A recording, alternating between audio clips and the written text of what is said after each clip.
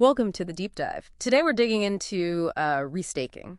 It's really blown up recently, especially with these things called actively validated services or AVSs. Yeah, it's everywhere now. So maybe let's start with a clear definition. What is restaking, basically? Well, simply put, it's like reusing your staked assets, mostly ETH right now, You're using how? to secure multiple different protocols at the same time. Yeah. So you're validating more than one thing with the same stake. Ah, okay. So that gives you shared security and I guess the big draw, amplified yields. Exactly, that's the hook.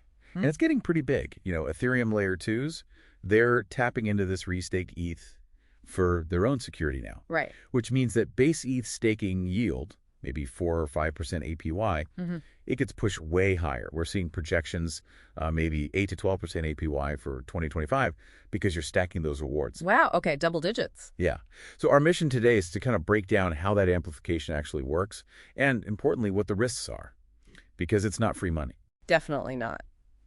Okay, so yield amplification is the name of the game. Let's unpack who's building this stuff. I think we've pinpointed like 4 main players. That's right. 4 big ones leading the charge, and they each have a slightly different approach, a different angle. Interesting. Who's first? We got to start with EigenLayer. They're really the pioneers here. Think of them as the original marketplace for decentralized trust built on Ethereum. Okay, the OG.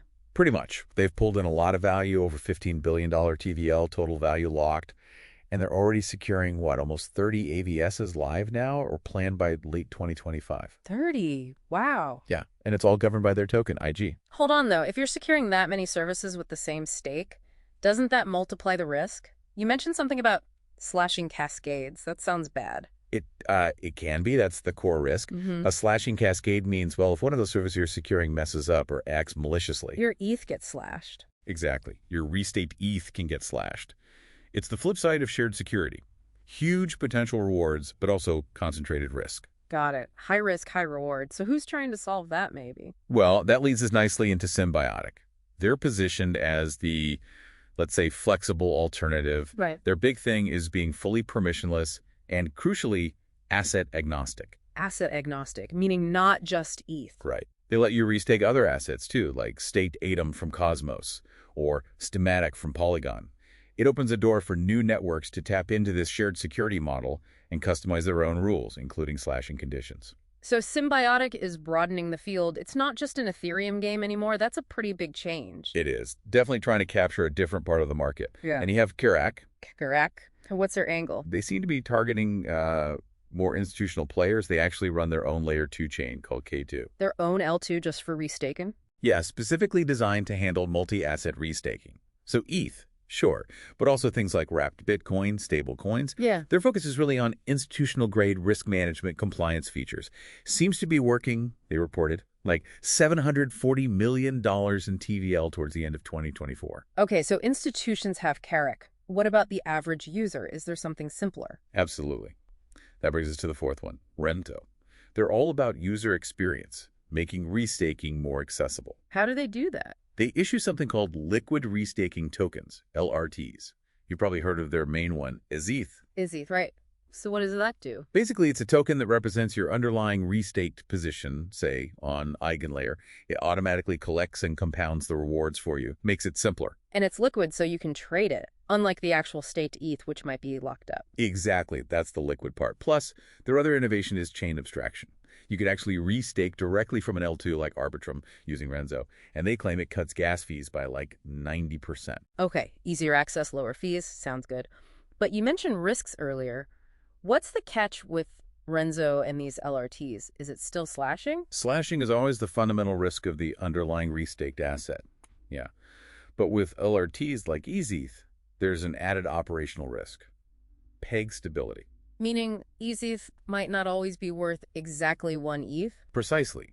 Because remember, the underlying staked ETH isn't instantly liquid. There's usually an unbonding period, maybe 7 days, sometimes longer, before you can get your actual ETH back. Ah, okay. So if lots of people suddenly want to sell their ETH all at once and Renzo can't redeem the underlying ETH fast enough, the price of ETH can drop below the price of ETH. It can depeg. Has that happened? It has, briefly. There was a period in 2024 during some market stress where ETH actually traded about 1.7% lower than ETH for a bit. Liquidity just dried up for instant conversion. Right. So even if the underlying assets are safe, the liquid token might lose value temporarily. You got it. So before you jump into LRTs, you really need to check the protocol's track record, their security, and understand that unbonding delay. Know how quickly you can actually get out if you need to.